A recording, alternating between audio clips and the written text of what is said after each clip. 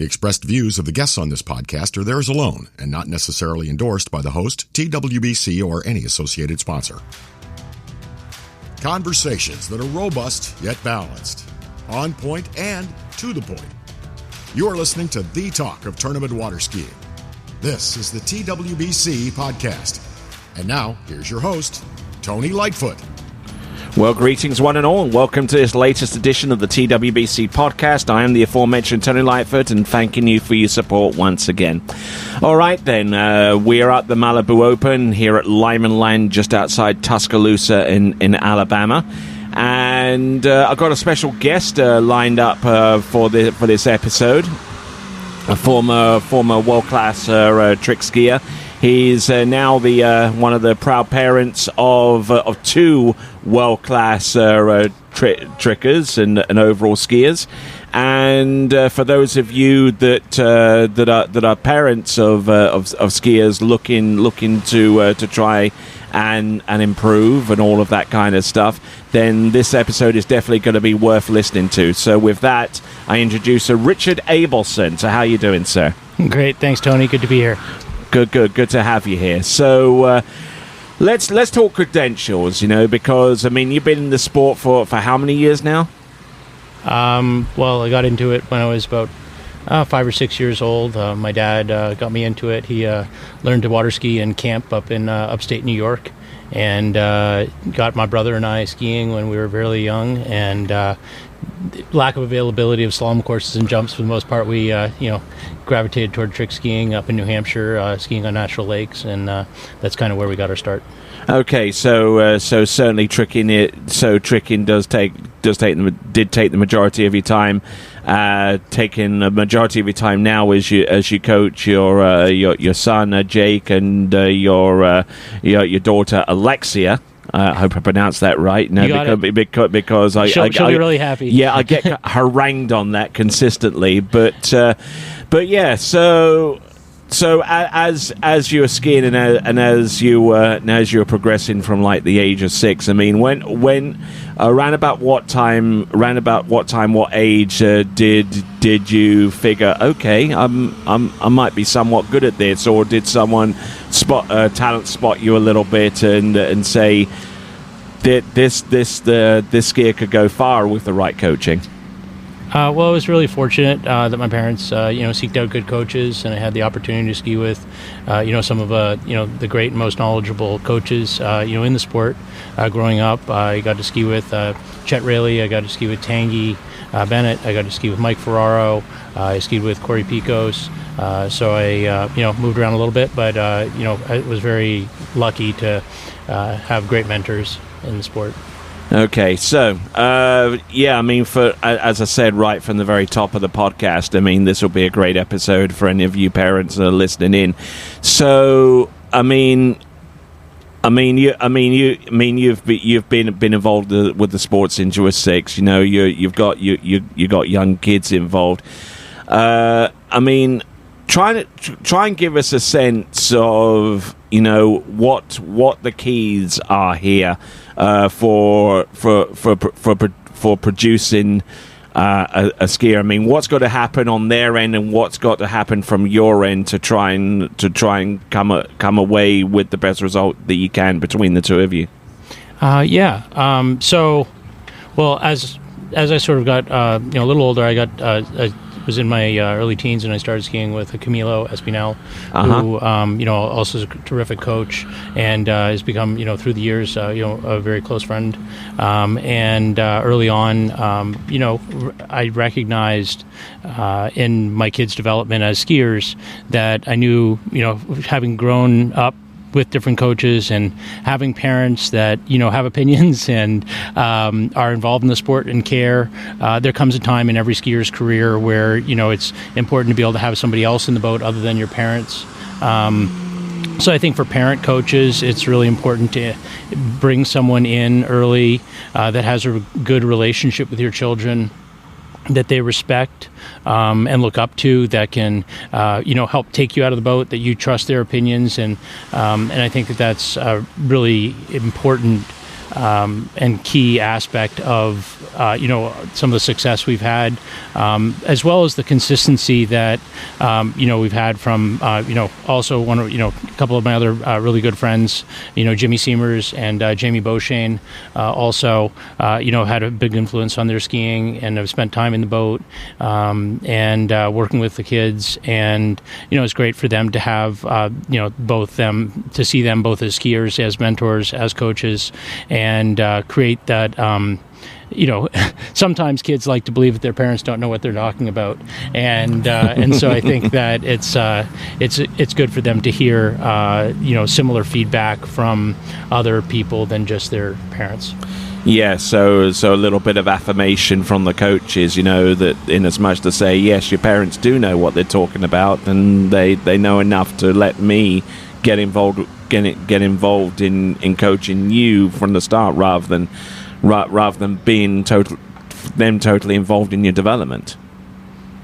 Yeah, no, absolutely, and and it's nice for similarly for us to unplug when sometimes tension, let's just say emotions get higher, and it takes a high degree of care and focus for kids to want to excel in this sport or other sports. My kids both are highly competitive gymnasts as well as pursue a kind of a number of other athletic aspirations, whether it's snow skiing wise, or Jake's really into wind winging. He loves mountain biking. We do a lot of hiking and rock climbing and other outdoor sports. What step back, what was that winging? Wind winging, yes. Wind winging. Tell me a little bit about that, because that's the first I've heard of it. Oh yeah, no, it's when you're holding a kind of a wing in the wind and you're riding a foil. That's what they call it. Okay, I wasn't aware that it was called that. So wind winging. Okay, I've learned something. Wing foiling. There's a few different names for it. Yeah, so it's kind of an newly emerging sport, wind sport. Okay, so. We're at the point where we're talking about other activities aside from the sport of skiing. I've actually seen quite a few skiers kind of like diversify their athletic prowess and their talents, and try and draw from those to actually improve upon their main one. Have there been instances that you've seen from? From some of the activities that your kids get involved in, like draw upon that to improve upon their trick skiing and what have you? Well, yeah, absolutely. Obviously, gymnastics is your kind of really direct line, all the kind of acrobatic movements as well as the strength derived from it. It also allows my kids to really take a very strong off-season from skiing. In the winter, really from November through till March, they really don't pick up a water ski.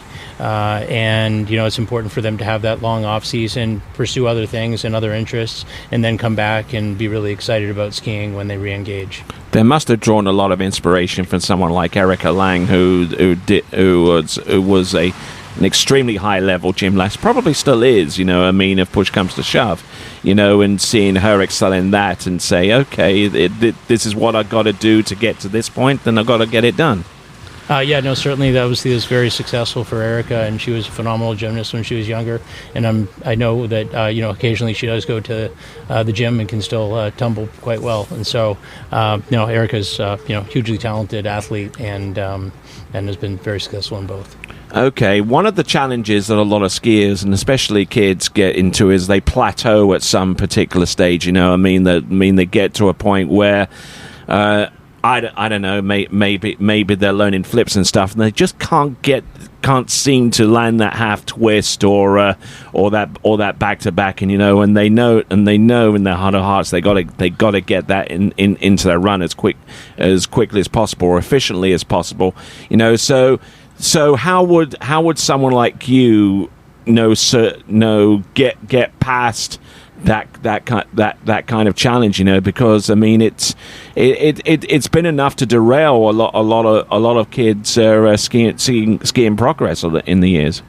Yeah, no, I think that's a very good thing to bring up. I think some people see the path as, that there's only one route to get there, and, you come across a trick, and all of a sudden, it's a wake 5 front, and you're catching edges on it again and again and again, and, the frustration builds, and it seems like every set you're going out and taking hard falls, and if you can't kind of break through that, then there's no future for you. And there's that quicksand analogy. You try your hardest, and then you get deeper and deeper and deeper, and you can't get yourself out.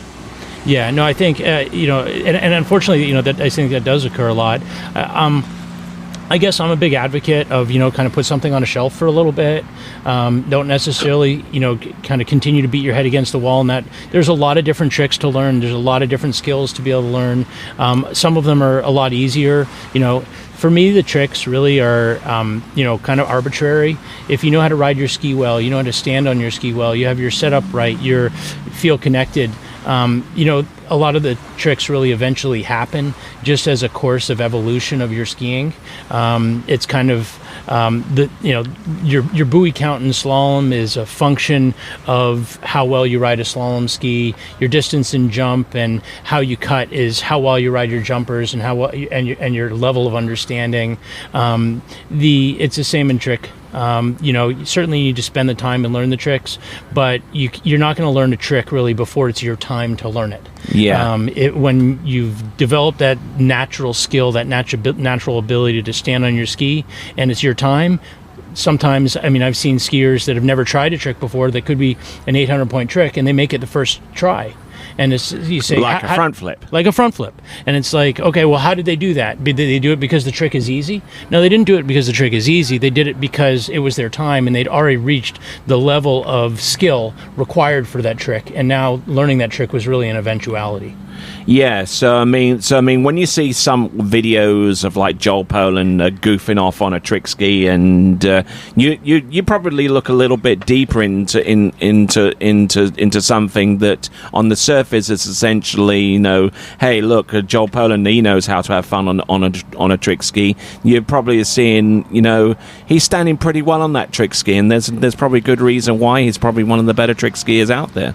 Yeah, no, I think for the most part, if you can go kind of show the style and grace that, Joel shows, just kind of cruising around on a trick ski, doing, every different type of 180 or wake 180, and do it with such kind of fluidity and control, that it translates over to doing almost any trick you want to do. So that's really the basis of trick skiing. Yeah, just going out there, learning how to stand on the trick ski, getting balanced enough to goof off on the trick ski, and then once you've established that, then you can actually get into the meat and potatoes of actually turning tricks, so to speak. Yeah, and that translates over to slalom and jump or anything. So, I think tricks is just an amazing way to start in the sport. And if you learn how to ride a trick ski well, you're going to be able to do most anything else you want to do on a water ski. Talk about slalom and jump. Not your specialty in terms of not for you being a competitor, or probably even going so far as to coaching, but your long established contacts within the coaching world that have helped develop them as trick skiers come into play for slalom and jump as well. Wouldn't you agree? Yeah, well, I've been fortunate to, ski with Jimmy for, a long time, and as well as Jamie and Marcus Brown, and I have a number of other slalom friends, Chris Rossi and otherwise, that I've spent time, discussing slalom with at length, and fortunately developed a good understanding of the sport, and been able to, along with Camilo, work with my kids and give that, as well as recognize my wife, who is a pretty phenomenal Mariana, who is a pretty phenomenal slalom skier and overall skier, and, yeah. Yep, and an overall skier, although she hasn't jumped since she was younger, and time actually to get those jump skis she did out. In Senior Worlds last year, I think. Yes. She might do it in the Senior Worlds next year. maybe next year. We'll see. Take a trip to Greece. Yeah, she is. I forgot she has reemerged as an overall skier again, but yeah, no. So. No, my Lexi's, been chasing the, national record, and we'll see if she gets that. But she's been working hard to, and has run 38 a couple times in practice, and is doing quite well. So we'll see where she goes. And I mean, she got 4th overall at the U21 Worlds, wasn't it? Alexia? Jake got 4th. Got 3rd in overall, and then Lexi was not 4th overall. She was like 12th, I think. Overall. 12th or something like that. But certainly a lot of room to improve. I think she got 4th in overall, maybe at Junior Worlds. Yeah. I mean, as far as I recall, I'll probably check on the results anyway. But I mean, I do so many tournaments a year. I mean, they're all run into one. I understand. Likewise, it's hard to keep track a little bit, but they did great and had fun. Okay, so you're probably looking forward to next season. We're here at the Malibu Open.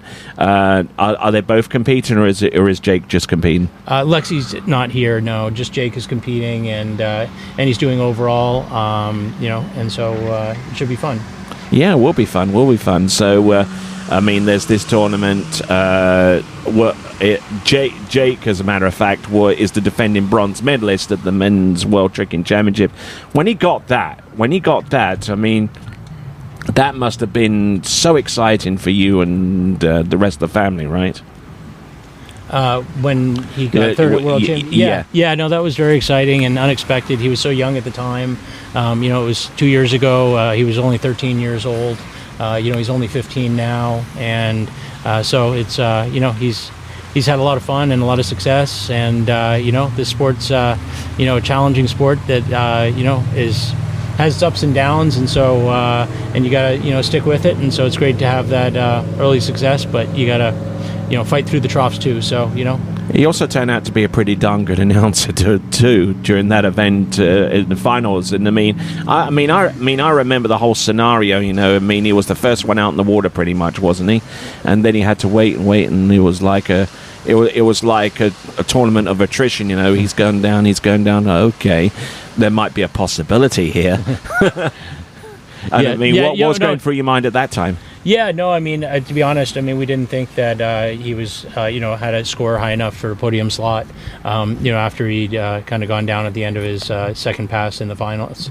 But it ended up being enough. And, the finals at the Worlds is always, you never know what's going to happen.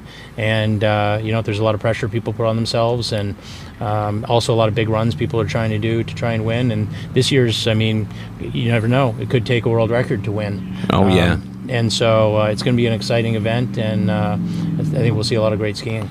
Okay, so it's obviously important to establish goals in life, whether you're working or whether you're skiing. So what goals do Lexi and Jake have? In I would say early next year. I would say once we get done with this one. Well, I think, they're both passionate about kind of developing overall skiers, not just trick skiers. And, while trick was sort of a basis and focus early on, Jake's, they've both been slaloming and jumping a lot. And, Lexi's going to be just doing trick at Worlds this year, and at 13 years old. And then, but hopefully, we'll see in the next Worlds, she'll do, hopefully overall. But this is also Jake's first open Worlds with overall, and so that should be exciting and fun for him. A lot more skiing. All right, and we certainly look forward to that. This has been the latest edition of the TWBC podcast, here with Richard Abelson. We thank him very, very much for being a participant here. Any parting words, sir? Yeah, no, I just want to say thank you, Tony, and I just want to, give a call out to, the whole TWBC team, who just does a phenomenal job framing the sport and, continuing to elevate the level at which this sport is presented, is just so critical to, both educating a broader, audience, as well as just continuing to create more engagement, within the professional arena of this sport. And you guys just do a phenomenal job, and so thank you. And almost before I forget, what about good skis? Because go buy good skis. They're great. They're make the best skis out there. Both my kids slalom on them. Both of them, they trick on them. And we developed Avalon trick ski, which both Lexi and Jake are on. It's I think the best trick ski on the market. All right, then, and with that, we'll conclude the episode. Thank you very much for your support, and until next time, it is ciao for now. Thank you for listening to the TWBC podcast. Be sure to check out our website at waterskibroadcasting.com. Links to our presence on major social media platforms can be found there, as well as updates to our webcast and this podcast. Duplication or rebroadcasting of this broadcast without written consent of TWBC is prohibited. Subscribe to us on your favorite podcast platform and be sure to join us next time for the next edition of the TWBC podcast.